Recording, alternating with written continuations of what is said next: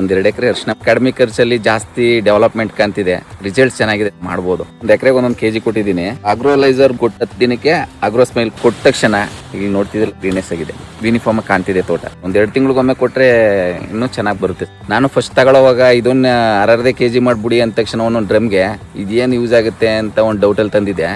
ಇದನ್ನ ಬಿಟ್ಟ ಮೇಲೆ ರಿಸಲ್ಟ್ಸ್ ಚೆನ್ನಾಗಿ ಬಂದಿದೆ. ನನ್ನ ಹೆಸರು ರಾಜೇಶ್ ಶೆಟ್ಟಳ್ಳಿ, ಗುಂಡ್ಲುಪೇಟೆ ತಾಲೂಕು. ನಾನೊಂದು 2 ಎಕರೆ ಅರಿಶಿನ ಮಾಡಿದ್ದೀನಿ.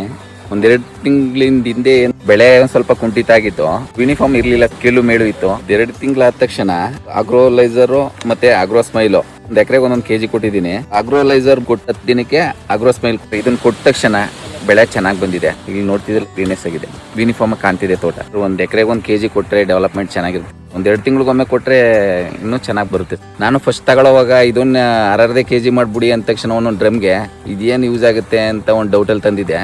ಇದನ್ನ ಬಿಟ್ಟ ಮೇಲೆ ರಿಸಲ್ಟ್ಸ್ ಚೆನ್ನಾಗಿ ಬಂದಿದೆ. ಕಡಿಮೆ ಖರ್ಚಲ್ಲಿ ಜಾಸ್ತಿ ಡೆವಲಪ್ಮೆಂಟ್ ಕಾಣ್ತಿದೆ, ರಿಸಲ್ಟ್ಸ್ ಚೆನ್ನಾಗಿದೆ, ಮಾಡ್ಬೋದು. ನಾನು ಯೂಸ್ ಮಾಡಿದ್ಮೇಲೆ ನನ್ನ ಫ್ರೆಂಡ್ಗೂ ಕೂಡ ಕೊಡ್ಸಿದ್ದೀನಿ, ಚೆನ್ನಾಗಿ ಬಂದಿದೆ. ವಿನಾಯಕ್ ಆಗ್ರೋ ಟ್ರೇಡರ್ಸ್ ಅಲ್ಲಿ ಸಿಗುತ್ತೆ ಇದು.